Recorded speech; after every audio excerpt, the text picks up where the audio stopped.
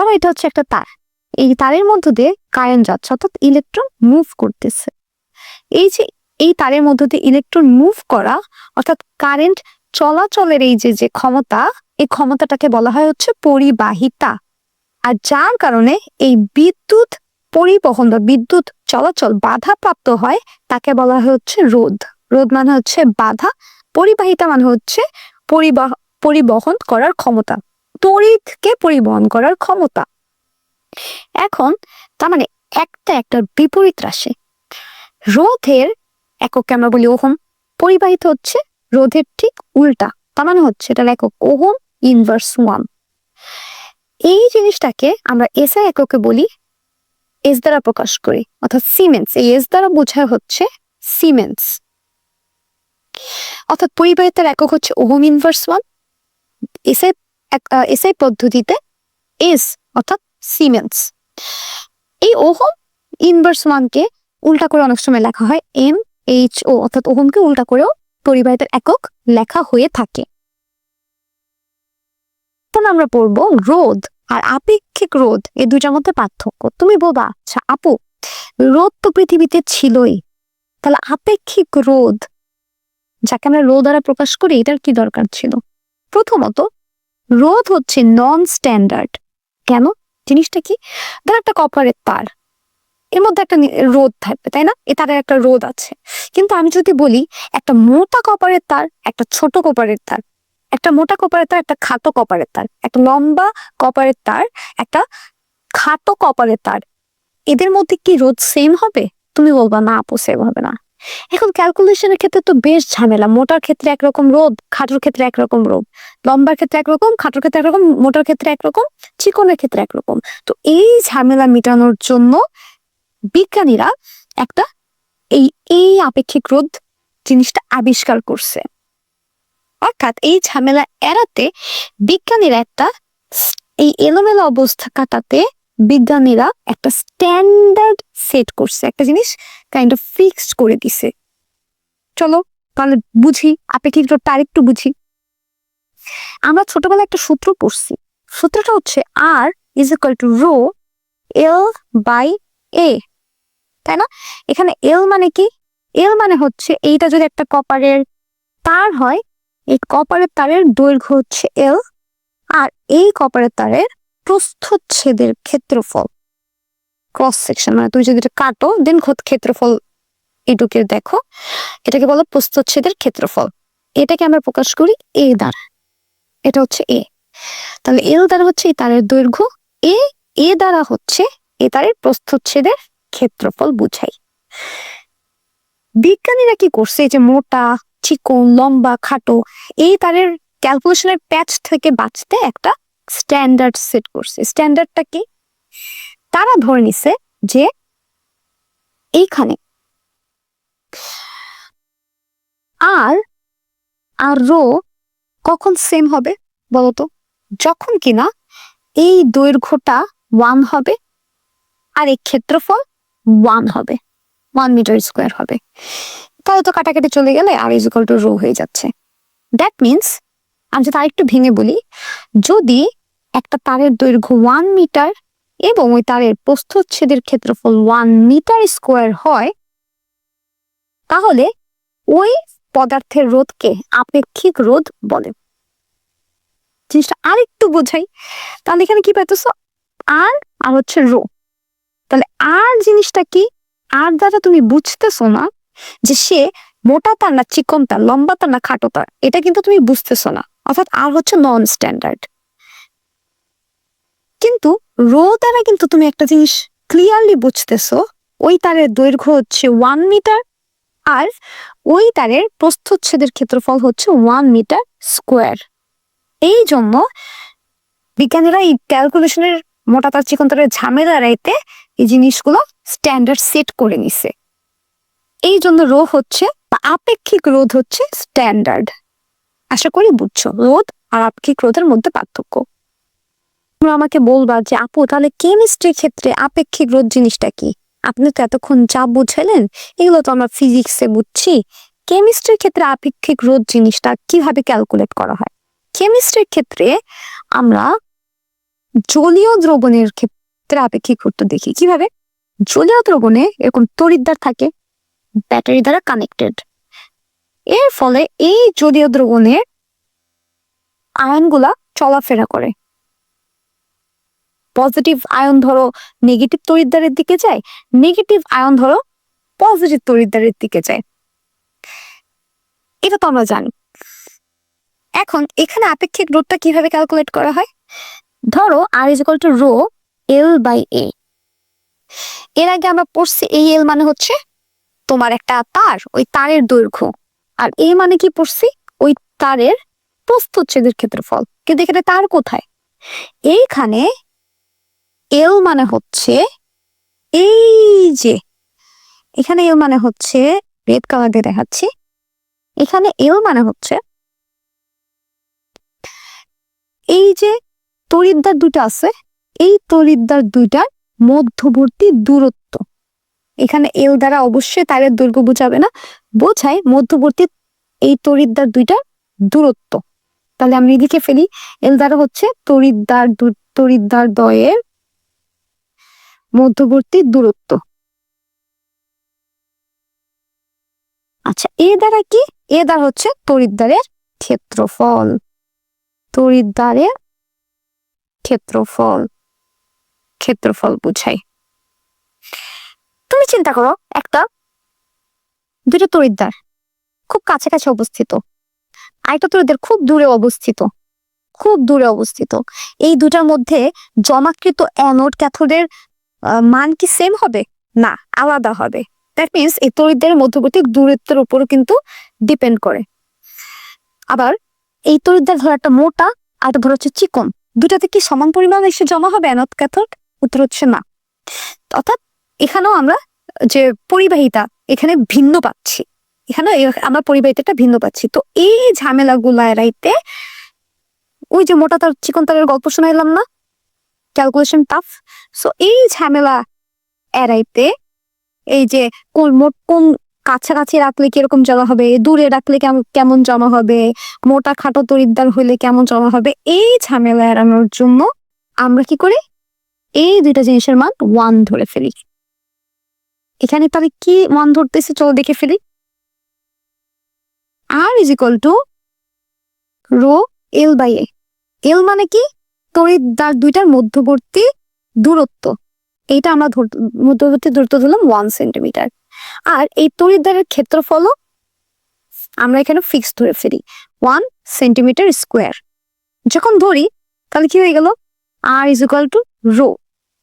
বলার মূল উদ্দেশ্য হচ্ছে একটা তারের ক্ষেত্রে এল মানে হচ্ছে ওই তারের দৈর্ঘ্য, আর এ মানে হচ্ছে ওই তারের প্রস্থচ্ছেদের ক্ষেত্রফল। আর এরকম জলীয় দ্রবণের ক্ষেত্রে আপেক্ষিক রোধের এটা একটু চেঞ্জ হয়ে যায়। এখানে এল মানে হচ্ছে তড়িৎদ্বার দুটার মধ্যবর্তী দূরত্ব, এ মানে হচ্ছে এই তড়িৎদ্বারের ক্ষেত্রফল। আমরা বুঝি, আশা করি কেমিস্ট্রিতে এটা বুঝছো, আপেক্ষিক রোধটা বুঝছো।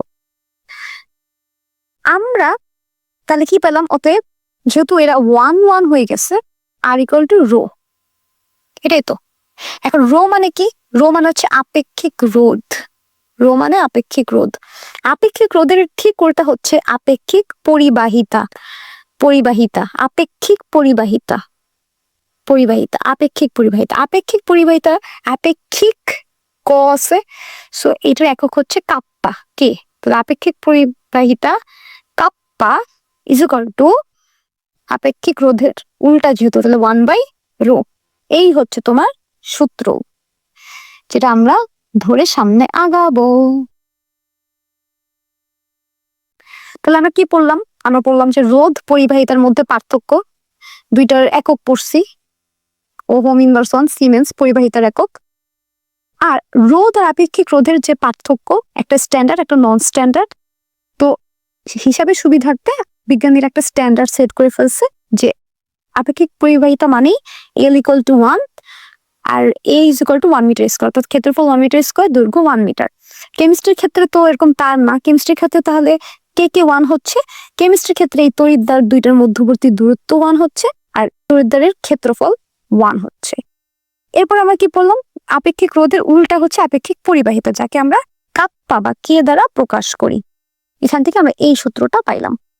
সিম্পল। তোমাদের বইয়ে এখন লেখা যে তড়িৎ পরিবাহিতার এরকম তিনটা জিনিস আছে, তিনটা পরিবাহিতা আছে। কি কি পরিবাহিতা?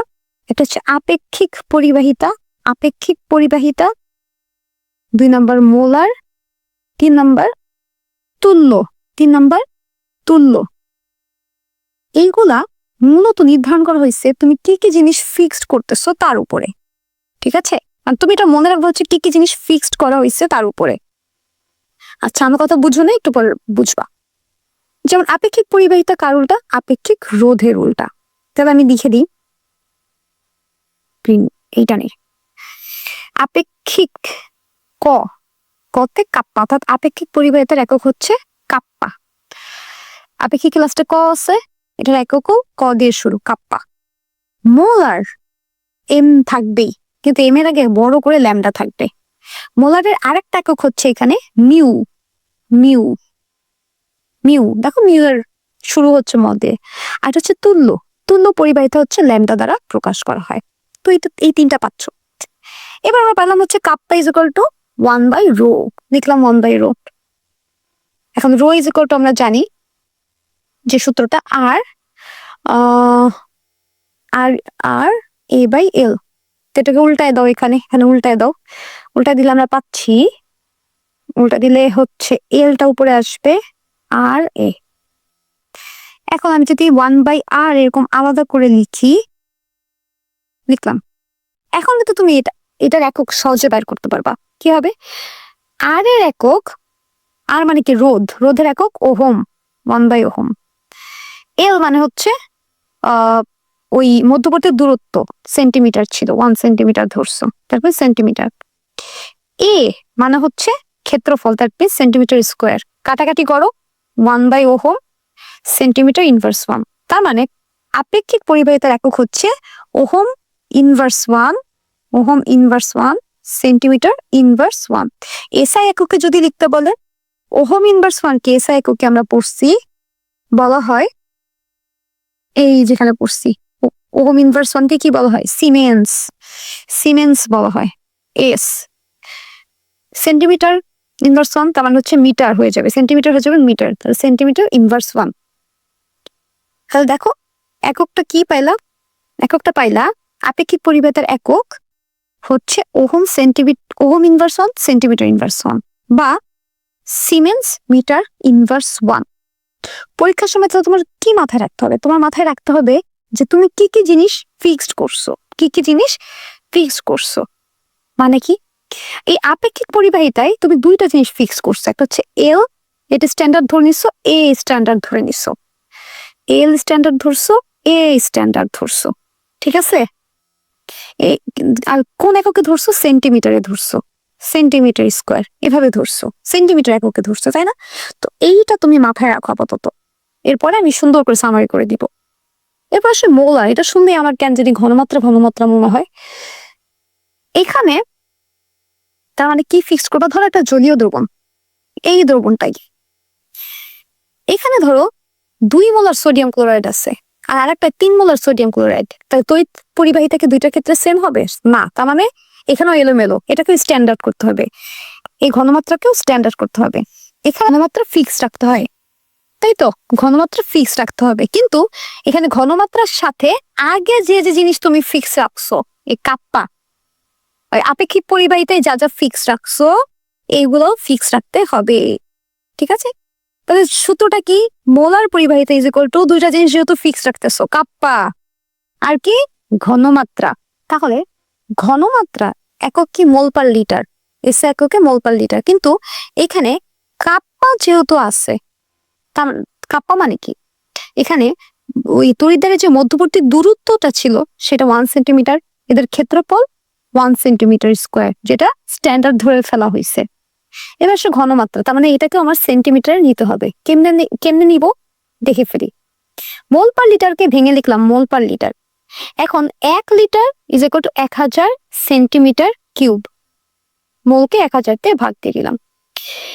এই সি কে আমি যদি এখন উল্টি এখানে বসাই, তো জিনিসটা আসবে এইরকম, kappa into 1000 centimetre cube by mole. C এর ভ্যালু বসাইছি, সি কে উল্টাই দিছি, তাহলে এখন দেখো আমি যদি শুধু একক ধরি, কাপ্পার একক কি ছিল? কাপ্পার একক ছিল এই যে ওহম ইনভার্স 1, সেন্টিমিটার ইনভার্স 1, তাই তো? এর সাথে কি সেন্টিমিটার কিউব বাই মোল। তাহলে কি পাচ্ছি?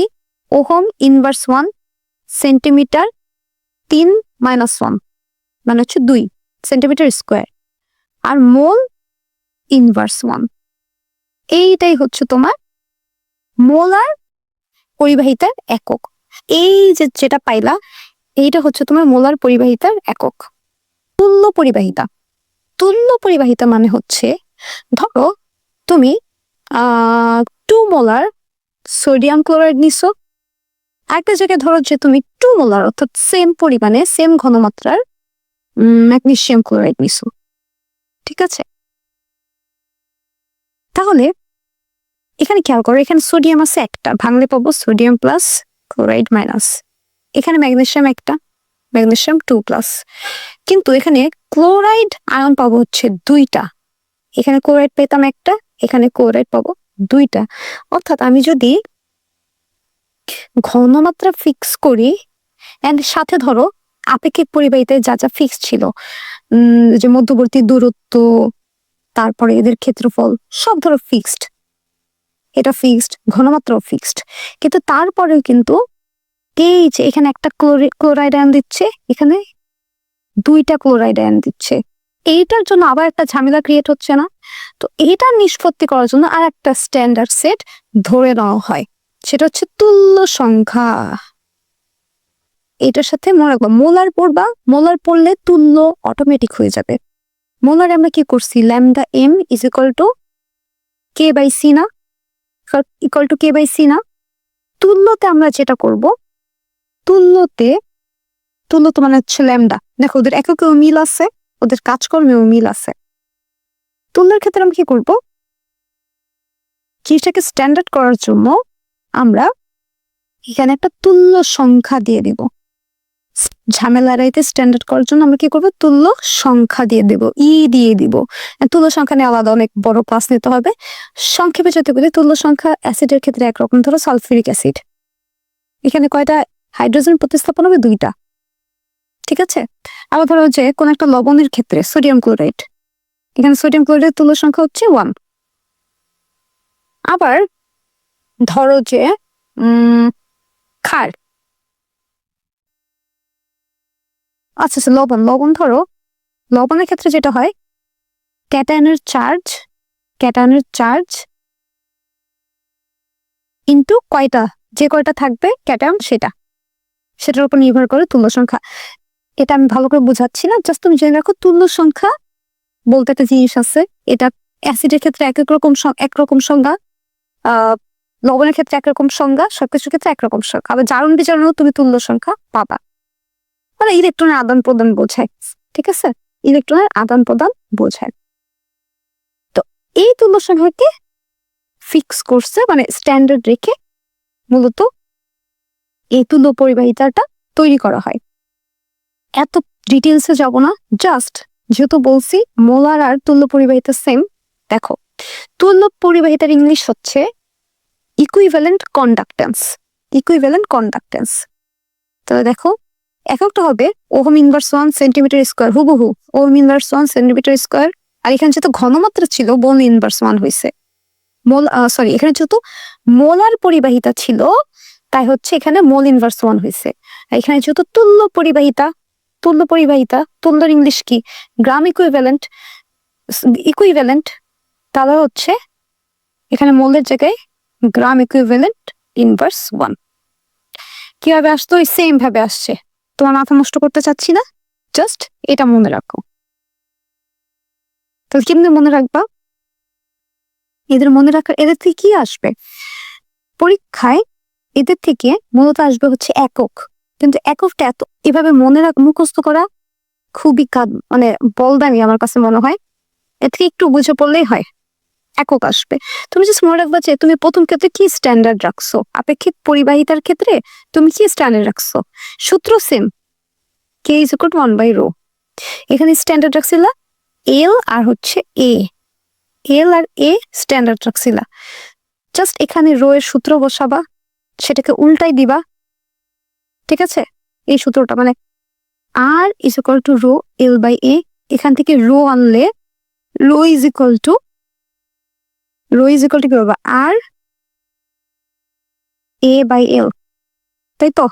তাহলে 1 by rho is equal to মানে কি, 1 বাই রো মানে কি, 1 বাই রো মানে হচ্ছে এল বাই আর এ। এরপরে এটাকে তুমি জাস্ট একক বসাবা, তাহলেই তুমি অ্যান্সার পেয়ে যাবা। আর মোলার মনে রাখলে অটোমেটিক তুল্য তোমার মনে রাখা যায়। মোলার ক্ষেত্রে মনে রাখবা, মোলার ক্ষেত্রে সূত্রটা কি ছিল, অনেক সময় সূত্র কিন্তু পরীক্ষা আছে, দেখো বইয়ের সাথে কিন্তু আমার এই সূত্রের মিল নাই, সো তুমি এটা মিল খুঁজতে যাও না। মোলারের ক্ষেত্রে মনে রাখবা যে মোলার ইজ ইকুয়াল টু আগেরটাও স্ট্যান্ডার্ড থাকবে, অর্থাৎ কাপ্পাও থাকবে, এক্সট্রা মোলার যেহেতু তার মানে এখানে একটা ঘনমাত্রা আসবে। এটা একটু ক্যালকুলেট করলেই মোলারের একক কি, মোল পার লিটার, তাই তো? এটা আরেকটু ক্যালকুলেট করলেই একটু ব্রেন খাটালি পাওয়া যায়। আর ব্রেন খাটানোকে কখনো তোমরা ছোট করে দেখবা না। তুমি একটা প্রবলেমের জন্য ব্রেন খাটাচ্ছ, তার মানে তোমার কোনো অনেক অনেক অসংখ্য নিউরন যুক্ত হচ্ছে, ব্রেন আপডেট হইতেছে, তুমি আর আগের মানুষটা না, এখন নতুন মানুষ। সো এই প্রবলেম সলভ করতে পিছাবা না। যখন তুমি মোলারেরটা পেয়ে যাবা, তখন ওই মোল ইনভার্স ওয়ানের জায়গায় জাস্ট গ্রাম ইকুইভ্যালেন্ট বাইরে দিবা। কেন? কারণ তুল্যর ইংলিশ হচ্ছে, তুল্য পরিবাহিতার ইংলিশ হচ্ছে equivalent conductance. Okay, conductance. So mole inverse one মোলারের ক্ষেত্রে ছিল, আর তুল্য পরিবাহিতার ক্ষেত্রে গ্রাম ইকুইভ্যালেন্ট ইনভার্স ওয়ান, বাকি সব সেল।